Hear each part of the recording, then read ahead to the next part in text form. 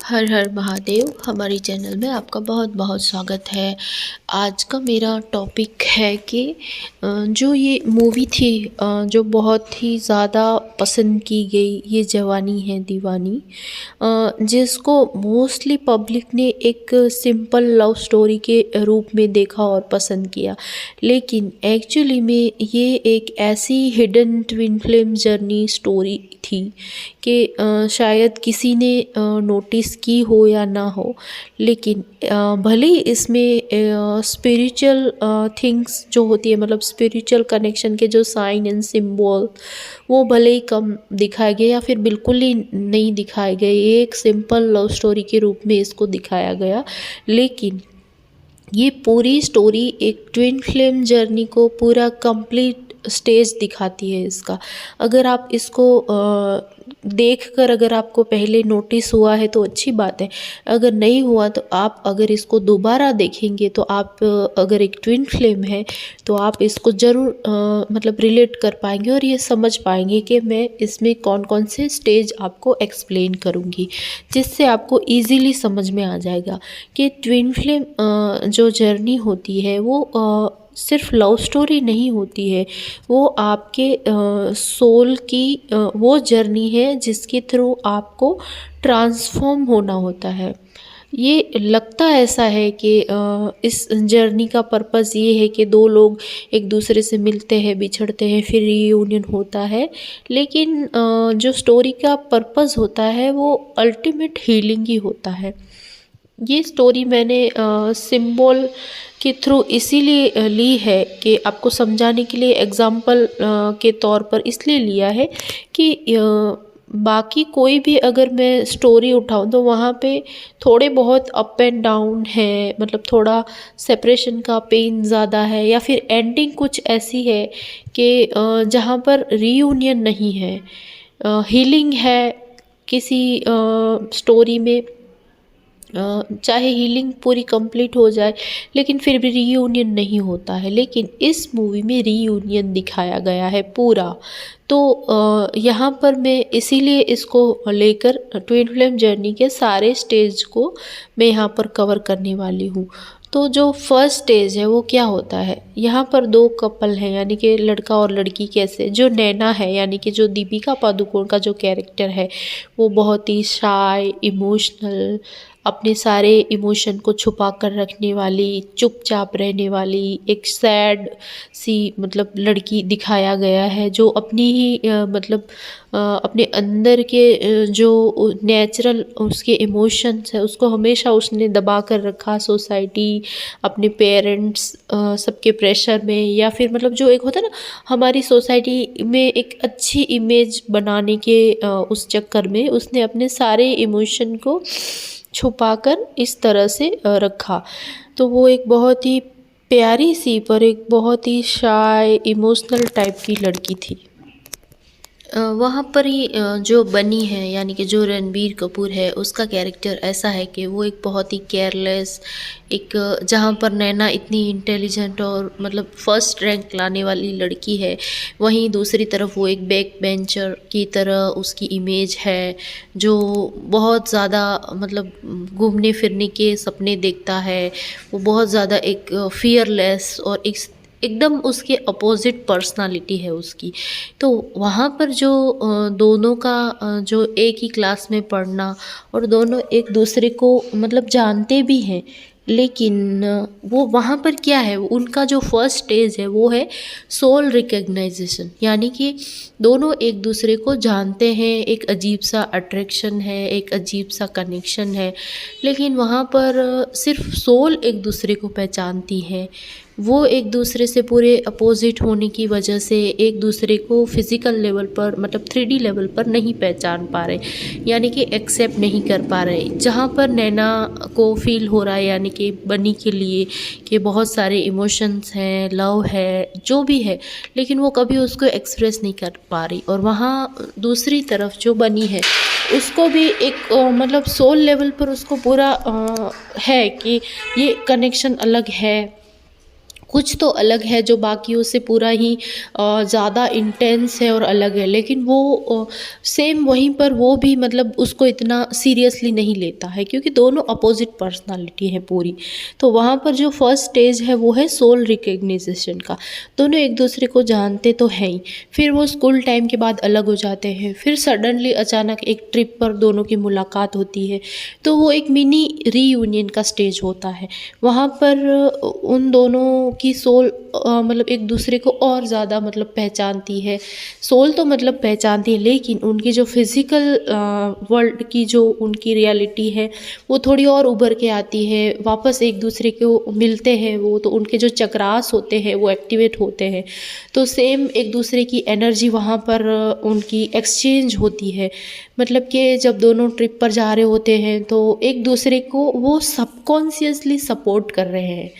मतलब कॉन्शियसली तो वो दिखा रहे हैं मूवी में जो आप सबको दिख रहा है, लेकिन वो मतलब सबकॉन्शियस उनकी जो हीलिंग चल रही है वहाँ पर, तो वो एक दूसरे को सपोर्ट कर रहे हैं। सपोर्ट इन द सेंस कि जो नैना अकेले बाहर जाने से डर रही है, उसको लगता है कि अकेले नहीं जाना चाहिए, मतलब ट्रिप पे इतने सालों बाद उसने हिम्मत करी अपनी मम्मी से बोल के कि मुझे भी उस ट्रिप पर जाना है, एंजॉय करना है, अपनी रूटीन की जो लाइफ बोरिंग हो चुकी है उससे बाहर निकलना है। तो वो क्या था, वो एक स्टेप था उसका कि खुद के लिए स्टैंड लेना, क्योंकि अब तक जो उसने दबा कर रखा था अपने अंदर सारे इमोशंस जो उसके हिडन थे कि हाँ अपने लिए कभी भी अपनी खुशियों के लिए नहीं सोचना, वो सारी चीज़ें एक हीलिंग के फेज़ बाहर आई। यानी कि उसने अपने लिए एक स्टैंड लिया और खुद के लिए खड़ी हुई। तो जैसे ही उसने अपने लिए स्टैंड लिया तो जो उसका ट्विन फ्लेम यानी कि उसका अदर जो काउंटर पार्ट है वो भी उसकी तरफ आया, नेचुरली आया, मतलब कॉन्शियसली नहीं लेकिन सब कॉन्शियसली वो भी उसी ट्रिप में शामिल था। दोनों का एक मिनी रीयूनियन हुआ। उसके बाद क्या हुआ कि दोनों एक दूसरे के जो सरफेस पे आ रहे इशू थे उसको हील करा रहे थे। जैसे कि नैना को बनी इस तरह से इंकरेज कर रहा था कि जी लो अपनी ज़िंदगी और ये तुम्हारा वक्त है, मतलब चलो ट्रिप पर, जब वो थोड़ा सा मतलब एक स्टेप पीछे ले रही थी तब। और फिर वहाँ सेम वहीं पर मतलब उसने जो जो भी नैना के अंदर सारे हिडन जो उसके इमोशन थे वो उसको बाहर निकालने में मदद करी। उसको एक मतलब होता है ना स्विच उसका दबाया, जैसे उसको फियरलेस करने में, उसके अंदर की जो एक खुले दिल वाली लड़की की जो पर्सनालिटी थी वो उसको बाहर निकालने में उसको मदद करी। सेम वहीं पर नैना ने क्या किया कि उसको रिस्पॉन्सिबिलिटी याद दिलाई, उसको इमोशंस क्या होते हैं, मतलब एक लड़की की फीलिंग्स क्या होती हैं, वो सब उसको मतलब वहाँ पर उसने एक दूसरे की जो फीलिंग्स है वो वहाँ पर कॉन्शियसली लेकिन सब कॉन्शियसली वहाँ पर उन्होंने शेयर करी। फिर उनके जो भी चक्रास थे, उनकी जो जितनी हीलिंग होनी थी वो हुई। फिर उनका क्या हुआ, एक तरह से जैसे ही वो ट्रिप ख़त्म हुई तो वहाँ पर दोनों की मतलब एक तरह से हिम्मत नहीं हुई सच को एक्सेप्ट करने की। तो वहाँ पर हीलिंग तो अधूरी ही थी, इसीलिए वहाँ पर क्या हुआ, एक सेपरेशन हुआ। मतलब कि उसको बनी को अपने ख्वाब पूरे करने थे, उनको पूरा वर्ल्ड टूर करना था, इसीलिए वो मतलब नैना को मनी मन चाहते तो थे लेकिन वो रिस्पॉन्सिबिलिटी लेना नहीं चाहते थे। इसीलिए उसने क्या करा कि इमोशंस के ऊपर अपनी सक्सेस को रखा। तो सेम वहीं पर जो नैना थी उसने क्या किया, उसने अपने इमोशंस के ऊपर अपने फियर को रखा। यानी कि फिर से अगेन रिजेक्शन हुआ तो ये वाला फियर, या फिर वो छोड़ के चला गया। वहाँ पर क्या हुआ, रनर एंड चेजर दोनों मतलब बैलेंस में आए। कि मतलब वहाँ पर जो नैना थी उसने भले ही मतलब कॉन्शियसली उसको मतलब चेज़ नहीं किया, बनी को कभी भी पीछे नहीं गई उसके, लेकिन सब कॉन्शियसली वो हमेशा एक चेजिंग एनर्जी में थी। लेकिन जब उन दोनों का जो वो पेनफुल सेपरेशन हुआ, मतलब जब ट्रिप से दोनों अलग हुए तो एक बहुत बड़ा एक मतलब सेपरेशन था। वो पेनफुल सेपरेशन के बाद जो ये स्टेज है वो पेनफुल सेपरेशन वाली स्टेज सेकंड नंबर की। उसके बाद क्या हुआ, वहाँ पर जो रनर चेजर थे वो एनर्जी वहाँ पर ख़त्म हुई, यानी कि नैना ने फिर सबकॉन्शियसली भी उसको चेज़ करना बंद कर दिया, उसने उसका इंतज़ार करना बंद कर दिया। और सेम वही बनी भी अपनी ग्रोथ में चला गया, मतलब जो भी उसके स्वप्न थे, उसके ख्वाब थे कि जो चलो मुझे मतलब उसके जो भी ड्रीम्स थे वो पूरे करनी थी, वो सब पूरे करने में लगे, यानी कि अपनी पर्सनल ग्रोथ में लग गया। सेम वहीं पर नैना ने भी अपनी पर्सनल ग्रोथ करी, चाहे वो मेंटली फिजिकली हो या अपनी सक्सेस को लेकर। वो उसने अपनी लाइफ एक सेटल करी और अपने आप को पूरा ट्रांसफॉर्म किया, यानी कि एक अपनी पर्सनल ग्रोथ करी। तो यहाँ पर जो हीलिंग का जो मेन पार्ट है वो ये है। ज़रूरी नहीं है कि हीलिंग हमेशा वही हो जो साधना है, मंत्र है, या फिर कुछ स्पिरिचुअल कर रहे हैं वही हीलिंग है। हीलिंग नेचुरली भी इस तरीके से भी होती है जैसे नैना और बनी ने करी। तो गॉड आपको हीलिंग खुद नेचुरली भी कराते हैं। ज़रूरी नहीं है कि मतलब सारी ट्विन फ्लेम जर्नी में हीलिंग ऐसे ही हो कि कोई मंत्र हो या साधना हो या बहुत सारे गुरुओं के पास जाना है, नहीं। नेचुरली भी आपकी हीलिंग होती है, जैसे कि इस मूवी में दिखाया गया। जो बनी और जो नैना है उनकी नेचुरली हीलिंग हुई। यहाँ पर जो पर्सनल ग्रोथ हुई दोनों की, उसके बाद क्या हुआ, उनका एक जो इमोशनल दोनों का जो होता है वो बैलेंस हुआ। उन्होंने दोनों ने एक दूसरे को चेज़ करना, मतलब ब्लेम करना, सब कुछ बंद, मतलब लाइफ को जैसा था ऐसा एक्सेप्ट कर लिया। फिर क्या हुआ, एक स्टेज आया जहाँ पर जिसको हम बोलते हैं सोल यूनियन, यानी कि खुद की सोल के साथ यूनियन। मतलब नैना अकेली भी खुश थी, अब वो बनी को मिस नहीं करती, उसको चेज़ नहीं करती, उसको पेन नहीं है। सेम वहाँ पर बनी भी, हाँ, एक दूसरे को जो एक दूसरे से जुड़ा हुआ जो सोल कनेक्शन है वो ज़रूर उनको कभी लोनलीनेस, कभी एम्प्टीनेस फील कराता है, लेकिन वहाँ पर कोई डिज़ायर नहीं थी। पूरा का पूरा वो एक बैलेंस में आ गए थे दोनों, सब कॉन्शियसली वो एक दूसरे की तरफ आ रहे थे। और फिर क्या हुआ, उन दोनों का रीयूनियन हुआ एक शादी में सडनली। तो वो एक रीयूनियन जो था उनका वो नेचुरली था, लेकिन रीयूनियन के बाद भी उन दोनों के अंदर कुछ ऐसे हिडन इशू थे, यानी कि जो नैना थी उसको भी थोड़ा बहुत डर था कि कहीं ये वापस भाग जाएगा। सेम वहाँ पर जो बनी था उसको भी ये डर था कि कहीं वो जिम्मेदारियों में फंस जाएगा तो उसके ड्रीम ख़त्म हो जाएंगे।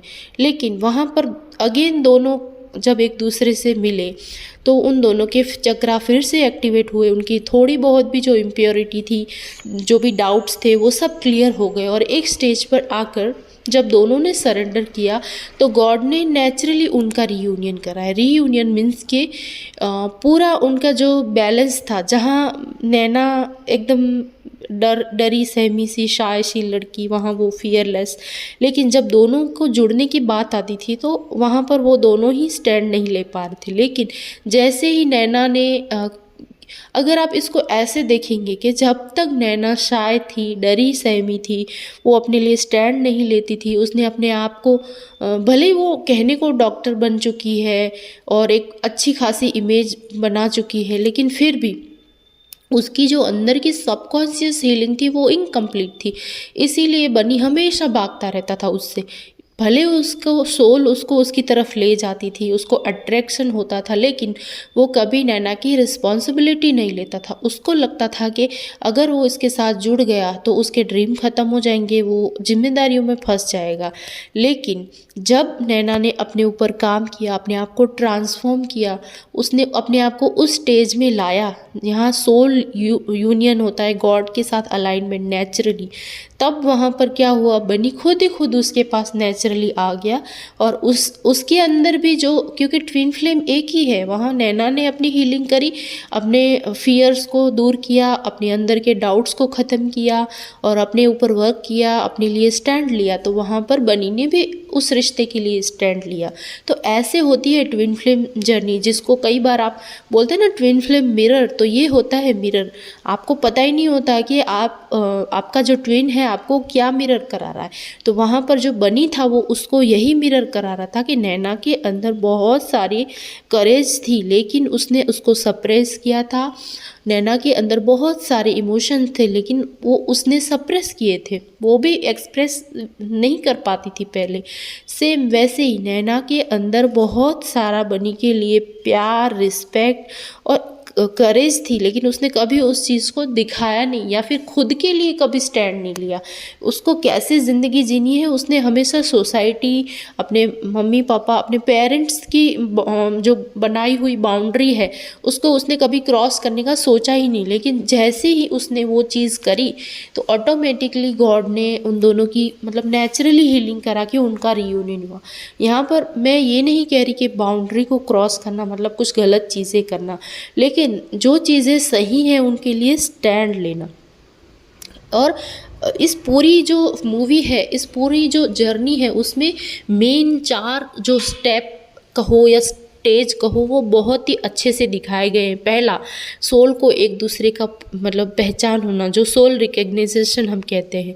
दूसरा, एक पेनफुल सेपरेशन दिखाया गया, हाँ, जो आप महसूस कर रहे हैं उससे भी ज़्यादा इंटेंस था, लेकिन इसमें स्पिरिचुअलिटी को नहीं जोड़ा गया, इसीलिए आपको लग सकता है कि ये ट्विन फ्लेम जर्नी नहीं है या फिर इतना पेनफुल नहीं है। लेकिन वहाँ पर भी सेपरेशन पेनफुल था, लेकिन उसके बाद दोनों टूटे नहीं, मतलब दोनों में से किसी एक ने कोई गलत रास्ता भी नहीं अपनाया और दोनों ने मतलब ये एक दूसरे पर ना ही ब्लेम किया और ना ही उस जर्नी में स्टक रह गए। दोनों ने अपनी ग्रोथ पर, यानी कि पर्सनल ग्रोथ जो 3rd स्टेज है उस पर ध्यान दिया, तो ऑटोमेटिकली उनकी हीलिंग हो गई और फिर उनका रीयूनियन हो गया। तो यहाँ पर ये पूरी मूवी मेन 4 पॉइंट में ख़त्म हो रही है, मतलब 4 स्टेज में ख़त्म हो रही है, यानी कि एक बहुत जल्दी उनका रीयूनियन हो गया। तो वो क्यों हो गया? क्योंकि दोनों अपनी जर्नी में स्टक नहीं रह गए। उन्होंने कोई बहुत बड़ी कोई मंत्र साधना ये सब नहीं किया, फिर भी उनकी नेचुरली हीलिंग हो गई, क्योंकि उन्होंने जो सिचुएशन जैसी थी उसको वैसे एक्सेप्ट किया। उनसे लड़े नहीं कि ऐसा क्यों है, वैसा क्यों है, ये क्यों है, वो क्यों है, जो है उसको बस एक्सेप्ट किया और अपनी पर्सनल ग्रोथ पर ध्यान दिया। इसीलिए उनकी हीलिंग फास्ट हुई। उनके मिनी रीयूनियन से उन दोनों के चक्रास एक्टिवेट हुए और फिर वो एक दूसरे की हीलिंग करके सबकॉन्शियसली वापस सोल और गॉड से अलाइन होके एक दूसरे के 3D लाइफ में एक दूसरे के पार्टनर बने। और उनका सिर्फ सोल लेवल पर ही नहीं, लेकिन 3D लेवल पर भी उनका रीयूनियन हुआ। तो यहाँ पर स्टोरी की सबसे जो सक्सेसफुल पार्ट है ये है कि उनका रीयूनियन 3D में हुआ, इसीलिए सबको दिखा कि हाँ रीयूनियन हुआ। लेकिन ज़रूरी नहीं है कि हर ट्विन फ्लेम में मतलब रीयूनियन 3D में हो। कई बार सिर्फ और सिर्फ आपकी सोल की जर्नी कंप्लीट होती है, आपकी सिर्फ सोल लेवल पर हीलिंग होती है और सोल लेवल पर ही आपका यूनियन होता है। और जब किसी का लिखा होता है डेस्टिनी या फिर अगर आपका पर्पस साथ में है तो आगे चलकर आपकी 3D लाइफ में भी आपका रीयूनियन हो सकता है। लेकिन कहने का पर्पस ये है मेरा कि इस मूवी के थ्रू कि अगर आप इस जर्नी को बहुत ज़्यादा स्पिरिचुअल बनाएंगे या फिर बहुत ज़्यादा स्पिरिचुअल मीनिंग ढूंढते रह जाएंगे या फिर इस जर्नी में बहुत ज़्यादा स्टक रह जाएंगे तो आपका 5D या 3D रीयूनियन तो नहीं होगा, साथ में आप बहुत ज़्यादा परेशान रहेंगे, पेन में रहेंगे और कन्फ्यूज़न में रहेंगे और कई बार आप गलत रिश्तों में भी जाएंगे। लेकिन अगर आप इस स्टोरी के थ्रू और मैंने आज जो बताया आप इसके थ्रू अगर आप थोड़ा बहुत भी रिलेट करके आप ये समझ पाएंगे कि मैं आपको क्या समझाना चाह रही हूँ यहाँ पर, तो आप अपनी जर्नी को बहुत ईजी कर पाएंगे। तो उम्मीद है कि आज को जो भी मैंने बताया आज आपको वो आपको समझ में आया होगा और आप इस पर पूरा ध्यान देंगे, अपनी पर्सनल ग्रोथ पर ध्यान देंगे और आगे अपने आप को इस जर्नी के लिए तैयार करेंगे, ना कि रीयूनियन के लिए या ट्विन के लिए। आप अपने खुद के लिए आपको प्रिपेयर करेंगे, आप अपने आप का एक बेहतर और बेहतरीन वर्जन बनेंगे। और यही मेन ट्विन फ्लेम जर्नी का जो होता है वो मेन पर्पज़ ही यही होता है, क्योंकि ट्विन फ्लेम जर्नी में जो सेपरेशन होता है वो कभी आपको पनिशमेंट के लिए या फिर आपको कोई सज़ा नहीं दी जा रही, वो एक आपको खुद को आपको अच्छा बनाने के लिए और अच्छा बनाने आपको ट्रांसफॉर्म करने के लिए मिलता है। तो जो आपको मिला है उस पे ब्लेम करने की बजाय जो आपको समय मिला है उसमें आप अपने आप को अच्छा मतलब एक बेहतर वर्जन बनाएं। यही मूवी भी यही आपको सिखाती है और ये ट्विन फ्लेम जर्नी भी आपको यही सिखाती है। तो पूरा वीडियो देखने के लिए धन्यवाद। आगे अगर आपके और क्वेश्चन है, अगर आप और कुछ गाइडेंस चाहते हैं या फिर आप कोई और स्टेज के बारे में जानना चाहते हैं तो आप मुझे कमेंट कर सकते हैं। इसके साथ मैंने अपना व्हाट्सअप नंबर यानी कि अपने व्हाट्सअप ग्रुप का लिंक डिस्क्रिप्शन में डाल दिया है। आप वहां जाकर आप हमारे ग्रुप से भी जुड़ सकते हैं। तो पूरा वीडियो देखने के लिए धन्यवाद। हर हर महादेव।